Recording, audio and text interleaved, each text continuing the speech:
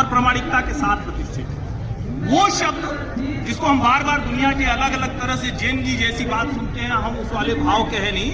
वो नौजवान जो भारत भूमि से प्रेम करता है और अपने बचपन के साथ पहले शब्द से लेकर जब वो विद्वान हो जाता है उस शब्द की यात्रा तक का शब्द है।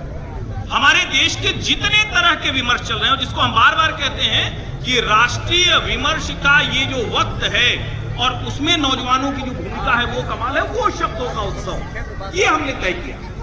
और जाहिर है जब ऐसा शब्दोत्सव तय करना होता है तो सोचना समझना होता है कि आखिर क्या क्या करेंगे।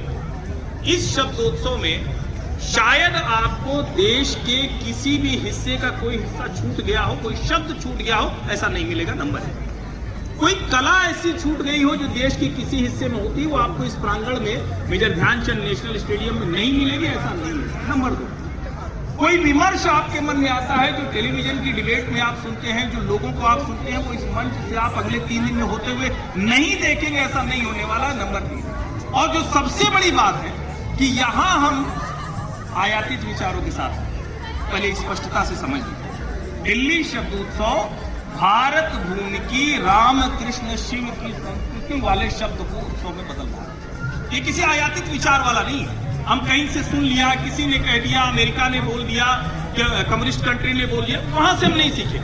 भारत भूमि के विमर्श को शब्दों में उत्सव के तौर पर डालें और इसके साथ साथ जो हमने अलग अलग तरह के वर्टिकल आयामों की बात की, वो आपको जगह जगह होता हुआ देखिए। सबसे बड़ी